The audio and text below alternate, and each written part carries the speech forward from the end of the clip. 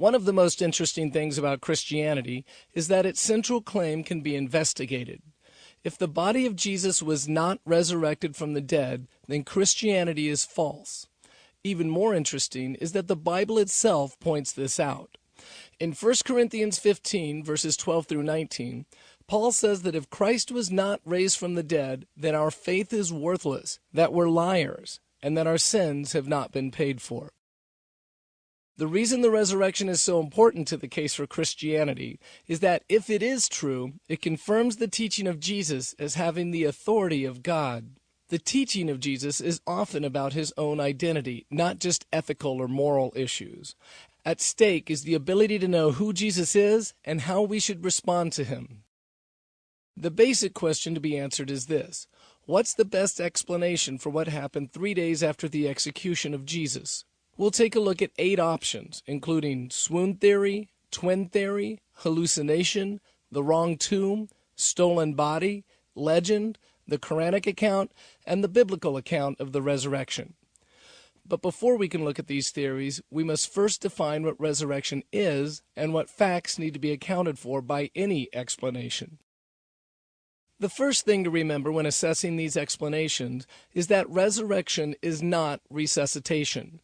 We're not talking about a body brought back to its former life that needs food, can get sick, ages, and will eventually die again. A resurrected state is a body that is physical yet incorruptible.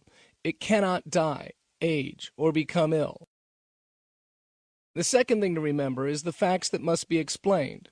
According to the Gospels, Jesus was crucified, died on a cross, and was buried in a tomb. 3 days later, the tomb was found empty, and many of his followers claim to have seen his physical body risen from the dead over the following 40 days. Notice that these facts don't interpret their meaning, just that they happened. There are non-Christian sources, such as the Talmud, Josephus, and Pliny the Younger, that corroborate at least some of these claims. Now let's look at the different explanations. The swoon theory suggests that Jesus fainted on the cross and only appeared to be dead. Once he was in the tomb, he awoke, began recuperating, and subsequently fully recovered. In order to appreciate this argument fully, we must first understand what was involved in the torture and crucifixion of Jesus. Before being crucified, Pontius Pilate ordered that Jesus be scourged. A Roman scourging was done with a whip called a flagrum or flagellum that was comprised of a handle about 8 inches long with 12-inch to 24-inch long leather straps attached to one end. The other end of the straps were tied to lead balls, sharp pieces of metal, bone shards, broken glass, or sharp rock. Whatever was on the end of the whip quickly broke the skin and deeply penetrated the tissue, often exposing the bowels, ribs, or spine. This torture was so vicious that victims often did not survive. In crucifixion, the victim was laid down with his arms perpendicular to the torso. Nails, 5 to 9 inches long, would then be driven through the wrists, crushing the median nerve, causing extraordinary pain. Nails would also be driven through the ankles, with the legs in a bent position. When the victim was raised to a vertical position, his shoulders, and sometimes his elbows and wrists, would become dislocated from the weight, making them useless to alleviate the pressure on his chest. With the pressure on the chest, the victim could not exhale, and so he had to straighten his legs, using the nail through his ankles as leverage. Having exhaled, the victim then sunk back down to his original position. As the victim's strength slowly wore down, breathing would become less frequent, increasing the acidity of the blood. This would cause an irregular heartbeat, which was already rapid because of the loss of blood from the scourging. Death would ultimately come in the form of asphyxiation or heart failure. Depending on a victim's condition upon being put on the cross, death could sometimes take days. If the executioner wanted to speed up the process, he would break the legs of the crucified man with a club, and death would come within minutes. In the case of Jesus, the executioner was preparing to do just that, break his legs, but Jesus appeared to already be dead. To make sure, the executioner took his spear and thrust it into Jesus' side, piercing his heart and lung. If Jesus had not already died, he would have been killed. There was no question whatsoever in the mind of the professional executioner that Jesus was dead. With this in mind, let's now return to the swoon theory. For the swoon theory to be true, Jesus would have had to have not only survived the spear piercing his heart and one of his lungs, but he would have had to have faked his death well enough to fool a professional executioner. Jesus then had about 36 hours or so in the tomb to sufficiently recover from his wounds to rise. After getting up on his impaled feet, Jesus would have then had to have popped his shoulders back into place. Using hands that had lost most of their ability to function because of the nails through the wrist, Jesus would have then had to roll away an extremely heavy stone. Upon exiting the tomb, he would then have had to have overpowered a number of Roman guards using no weapons whatsoever. Then, Jesus would have had to have walked unnoticed through Jerusalem in broad daylight, not clothed properly, and with strips of flesh hanging off his body, exposing his bowels and bones, and proceed several miles down the road to Emmaus. After the evening meal, he would then have returned to Jerusalem and sneaked into a locked room where the apostles were hiding out. Even though he clearly needed immediate, intense medical treatment, he would have then had to have convinced them that he was resurrected from the dead. And then he sneaked out of the room undetected. Although this does account for the empty tomb, however implausibly, the theory does not account for anything else. In fact, it raises more questions given that the colossal fraud that would have had to have been committed by Jesus to accommodate the swoon theory is completely contradictory to everything we know of Jesus' character and teaching. The foolishness of the swoon theory is self-evident. The twin theory suggests that Jesus had an identical brother nobody knew about who took Jesus' place on the cross. The main problem with the twin theory is that there's simply no reason to believe it. The facts we do have about Jesus' family mention brothers and sisters, but no twin. Luke, whom many scholars believe may have received his information about Jesus' birth from Mary herself, makes no mention of a twin in his birth narrative. Also, for the twin theory to work, it would require Jesus' mother not to recognize the difference between her own sons. She was at the foot of the cross and had a close-up view of the man hanging there, yet we see no indication that she believed it was not Jesus but his twin. Another problem is that the theory doesn't explain the empty tomb. If it was Jesus' twin that was executed and buried, then what happened to the body? The fact that both Christians and their enemies claim the tomb was empty is a very important fact. Finally, Jesus would have had to have behaved completely contrary to his teachings to make the fraud a success. In order for this theory to work, Jesus would somehow had to have convinced or coerced the twin to spend his life in hiding and to die for Jesus' own self-aggrandizing plan that required deceit and manipulation. In fact, if this theory is true, then Jesus is not only not worthy of worship, but he deserves to be punished severely.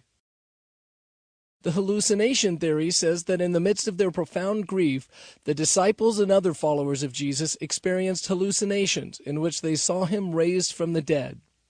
These hallucinations were private in some cases and corporate in others. In these corporate hallucinations, Jesus imparted the same information to everyone having the experience. The problem with this theory is that hallucinations are entirely internal events created by the mind.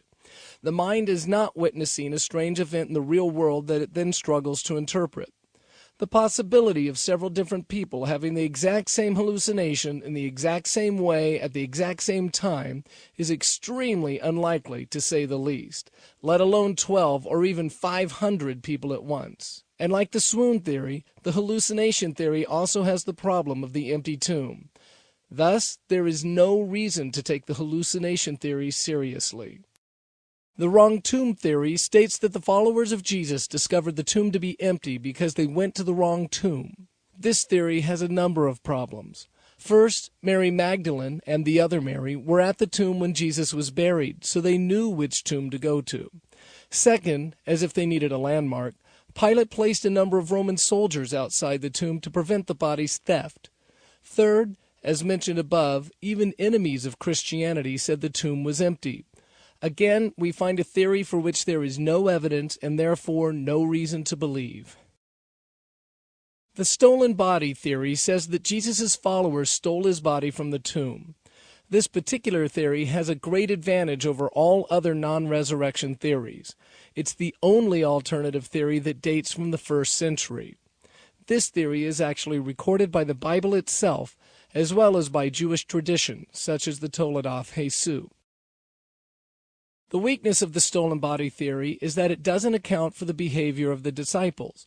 The disciples deserted Jesus the night of his arrest, but less than 2 months later, they were publicly preaching in Jerusalem about the bodily resurrection of Jesus.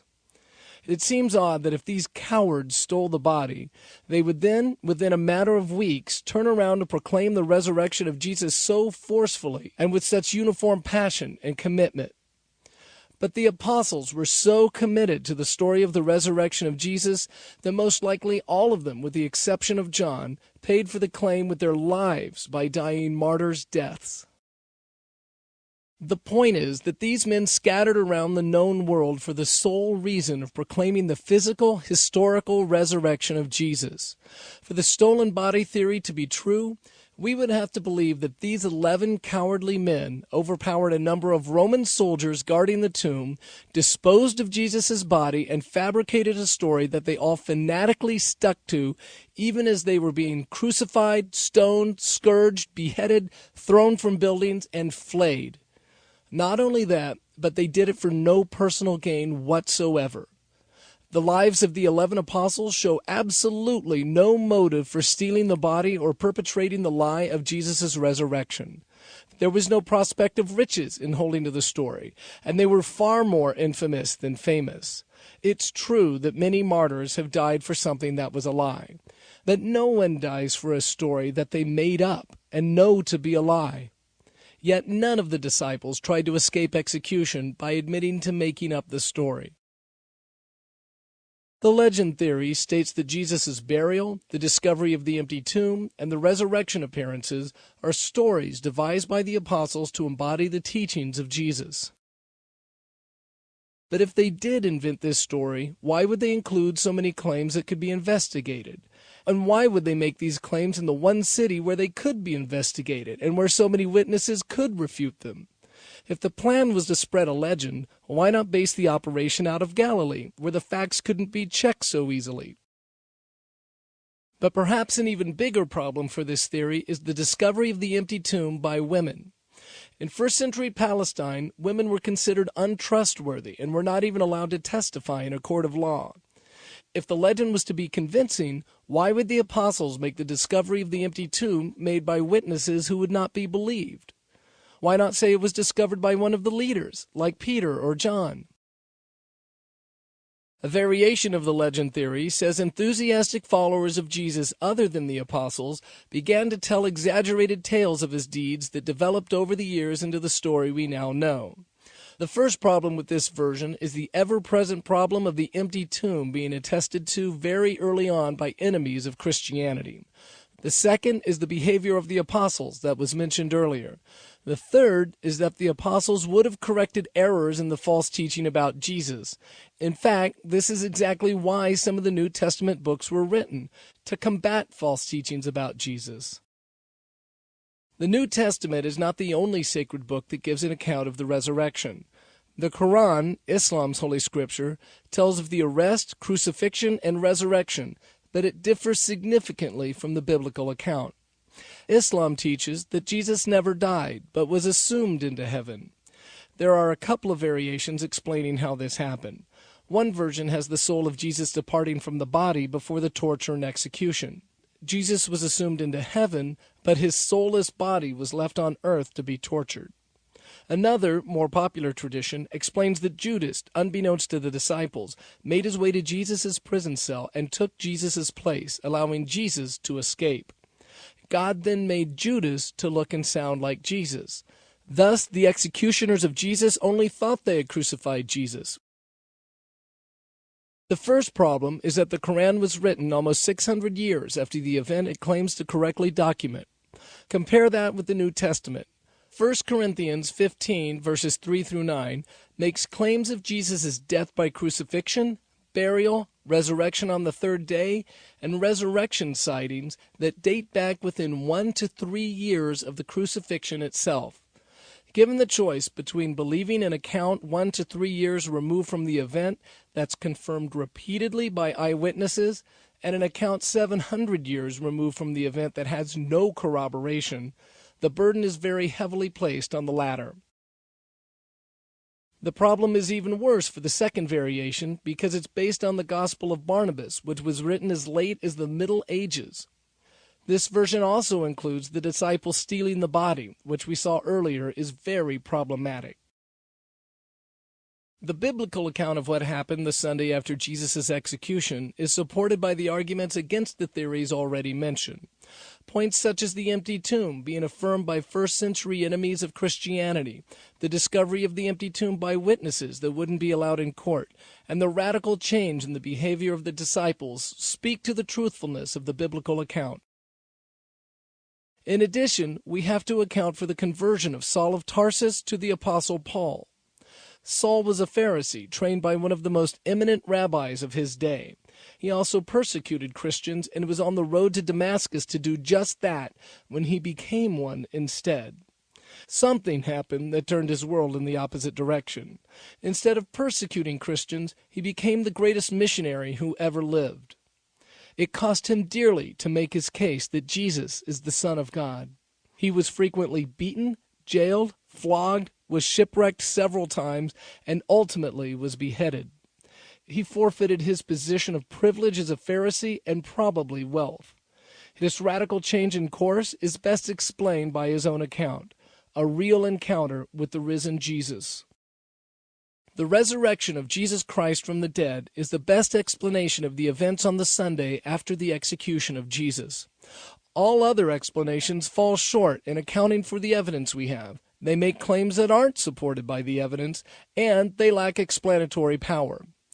Thus, the central claim of Christianity makes a strong case for its truthfulness. This line of argumentation can stand on its own as a case for Christianity, or it can be a part of a whole case that uses many arguments to make its case. Either way, its importance could hardly be understated. As Paul said, without the historical resurrection, we have no reason to believe.